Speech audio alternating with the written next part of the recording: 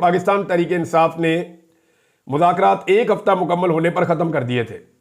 तहरीक इंसाफ ने 7 working days का time दिया था हुकूमत को कि 7 दिनों के अंदर आप हमें बताएं कि आप कमीशन बना रहे हैं या नहीं बना रहे। अगर आप बना रहे हैं तो हम चौथी मुलाकात के लिए बैठेंगे, अगर आप नहीं बना रहे तो हम चौथी मुलाकात के लिए नहीं बैठेंगे। एक हफ्ते का टाइम था, तो एक हफ्ते के बाद इमरान खान साहब ने मुज़ाकरात कर दिए ख़त्म। अब हुकूमत को मुसीबत पड़ गई है। हुकूमत को यह लगता था कि शायद पाकिस्तान तहरीक इंसाफ पीछे नहीं हटेगी, लेकिन तहरीक इंसाफ ने मुज़ाकरात ख़त्म कर दिए। उन्हें परवाह ही नहीं है इस बात की, और वो ये कहते हैं कि हमारे मुतालबात मानो, जो कि जायज़ है उन्हें लगता है। अगर मानोगे तो ठीक है, नहीं मानोगे तो हम मुज़ाकरात नहीं करते।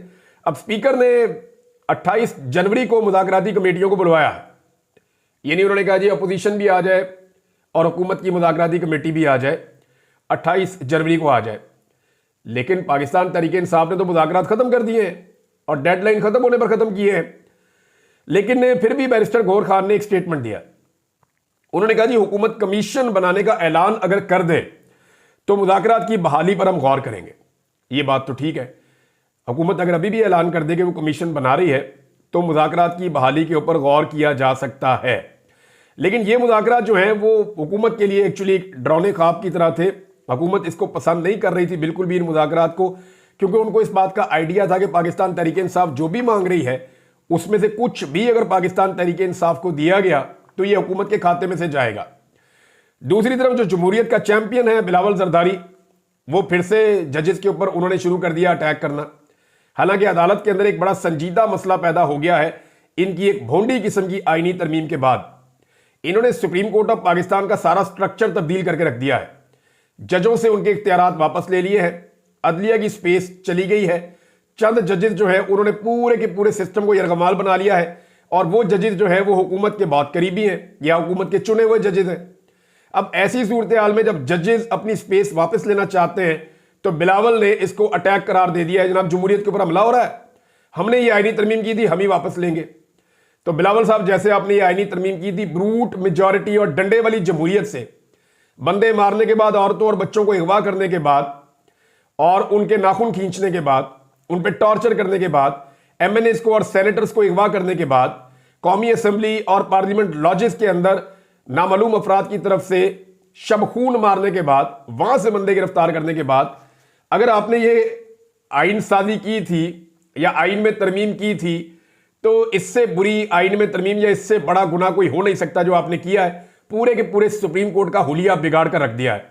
अब जजेस तंग हो रहे हैं, वो ये कहते हैं ये तो वो अदालत ही नहीं है जो अदालत होती है। पूरी दुनिया में ऐसी अदालत नहीं है जैसी अब पाकिस्तान में सुप्रीम कोर्ट है। अब वो उसको ठीक करना चाहते हैं तो इन्होंने जनाब जमहूरियत का राग अलापना शुरू कर दिया है। गिलानी साहब कहते हैं जी, यूसुफ रज़ा गिलानी साहब, कि इजाज चौधरी के प्रोडक्शन ऑर्डर मैंने जारी किए, जब तक इजाज चौधरी के प्रोडक्शन ऑर्डर पे अमल दरामद नहीं होता मैं इजलास की सदारत नहीं करूंगा। और चेयरमैन सेनेट ने बाइकआउट कर दिया सेनेट के इजलास का कि जी मैं सदारत ही नहीं करूंगा। इतना कमजोर और बुज़दिल आदमी अपने अपनी जिंदगी में कभी देखा है? यार आप चेयरमैन सेनेट हैं, गिलानी साहब आकर बैठे, अपनी ताकत को इस्तेमाल करें, अपनी सेनेट के अंदर आकर बैठे, अपने सेनेटर्स को अपने साथ खड़ा करें। अगर आपकी बात नहीं मानी जाती तो आप निकलकर सेनेट के बाहर धरना दे दें और आप ये कहें कि जब तक के मेरे प्रोडक्शन ऑर्डर के ऊपर जारी नहीं होगा, अमल दरामद नहीं होगा, सेनेट के अंदर कोई भी नहीं जाएगा। भाई कुछ तरीकाकार इख्तियार करें ना, अपनी ताकत शो करें आप। ये तो बहुत कमजोरी, और कमजोरी मैं जानता हूं क्यों है। देखिए इसको इज्जत बेइज्जती का मसला गिलानी साहब नहीं बना सकते। गिलानी साहब की फैमिली के ऊपर बहुत नवाजिशें की गई हैं, सारे खानदान को तो लाके असेंबलियों में बिठा दिया है और झूठे वोटों की बुनियाद के ऊपर यूसुफ रज़ा गिलानी साहब को चेयरमैन सेनेट भी बना दिया है। अब इतना बेइख्तियार चेयरमैन सेनेट तो हो नहीं सकता। यह सिर्फ और सिर्फ गोगलुओं से मट्टी झाड़ी जा रही है। इस तरह घर में बैठ जाना, यह रविश तो बेनजीर की नहीं थी। जुल्फकार अली भुट्टो और बेनजीर भुट्टो की सियासत तो यह नहीं थी। मेरे ख्याल में गिलानी साहब यह एहतजाज किसी और मकसद के लिए कर रहे हैं, या वो हुकूमत से कुछ हासिल करना चाहते हैं। इजाज चौधरी तो बहाना है, कोई और मकसद निशाना है, मुझे तो बज़ाहिर ऐसा ही लगता है।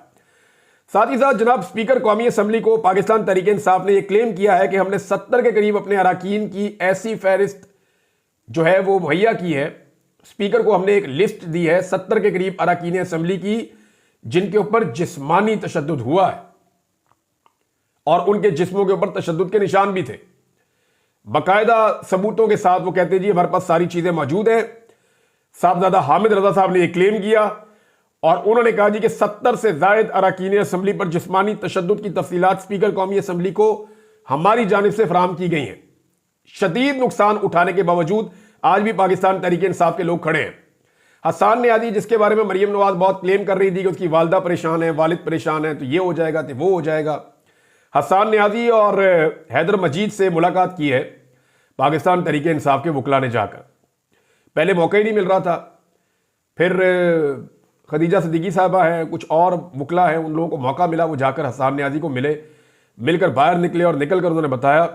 तो हसन नियाज़ी का और हैदर मजीद का जो कहना था वो ये था कि लोगों को हम कहते हैं कि डटे हैं, 10 साल की हमें सज़ा हुई है, ये सज़ा कम है, अगर हमें 100 साल की भी सज़ा हो तो इमरान खान और हक का साथ हम कभी ना छोड़ते। ये जनाब इनका मौक़िफ़ है। अब आप अंदाज़ा कर लेंगे पाकिस्तान तहरीक इंसाफ कहाँ खड़ी है। ये जेल के अंदर खड़े हुए बंदे नहीं टूट रहे, तो जो बंदे जेल के बाहर हैं वो कैसे टूट सकते हैं। नाज़रीन, चेयरमैन पब्लिक अकाउंट कमेटी के लिए जो नाम दिए गए थे उनमें जो नाम फाइनल हुआ है वो जुनैद अकबर साहब का है। जुनैद अकबर साहब इमरान खान साहब के पुराने साथी हैं। हाँ, ये ज़रूर है कि गंडापुर ग्रुप से उनकी एक थोड़ा डिस्टेंस है और उसके रीज़न्स हैं क्योंकि पार्टी के अंदर होती हैं बाज़ औक़ात ऐसी डिविजन्स और ये बाज़ औक़ात जानबूझकर क्रिएट की जाती हैं, बाज़ औक़ात इसकी वजूहात होती हैं।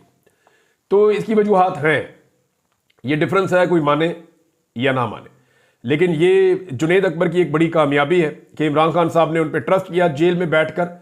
हालांकि उन्हें मिलने की इजाज़त नहीं दी जा रही थी, उन्हें मौका नहीं मिल रहा था अपनी बात इमरान खान साहब तक पहुंचाने का, लेकिन बहरहाल बात उनकी इमरान खान साहब तक पहुंची और मेरी इत्तला के मुताबिक इमरान खान साहब तक जो बात पहुंची है वो गुज़िश्ता चंद दिनों में पहुंची है और वो जिस सोर्स से पहुंची है उस सोर्स के भी बहुत ज़्यादा खिलाफ काम किया गया है पाकिस्तान में। मैं इससे ज़्यादा कहना नहीं चाहता, एक पार्टी का अंदरूनी मामला है, लेकिन मामला बड़ा सीधा सीधा है कि जुनैद अकबर साहब के चेयरमैन पब्लिक अकाउंट कमेटी बन जाने से कुछ लोग ज़्यादा खुश नहीं होंगे।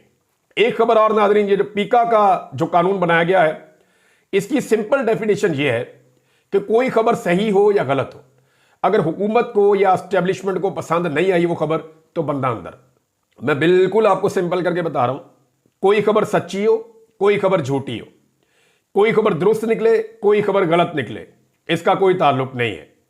बंदा पसंद नहीं है या बंदे की खबर पसंद नहीं है एस्टेब्लिशमेंट को या हुकूमत को, तो बंदा अंदर। अब इसके लिए कोई वजह देने की जरूरत नहीं है, नए कानून के तहत इतनी ताकत हासिल कर ली है इस निजाम ने और एक नया सिस्टम बना रहे हैं। अब पीका एक्ट के खिलाफ सहाफियों ने और अपोजिशन ने एहतजाज किया, सहाफी फिर निकले एहतजाज करने के लिए, अपोजिशन भी उनके साथ जुड़ गई एहतजाज करने के लिए। इससे पहले जब पीटीआई के दौर के अंदर कवानीन मीडिया के खिलाफ बन रहे थे तो उस वक्त की अपोजिशन निकली और उन्होंने सहाफियों के साथ मिलकर एहतजाज किया और आज वही पीटीआई जो है वो सहाफियों के साथ मिलकर एहतजाज कर रही है। लेकिन जब भी कोई हुकूमत में आता है वो भूल क्यों जाता है। आज जो हुकूमत है उसे ये लगता है कि इस कानून से सिर्फ पीटीआई वालों को मार पड़ेगी, बल्कि जो अपोजिशन है वो भी ये समझती है कि खाली पीटीआई को मार पड़ दी है तो बोलने की जरूरत क्या है। लेकिन मजे की बात यह है कि वक्त बदलेगा और यही डंडा उनके अपने सर पे पड़ेगा।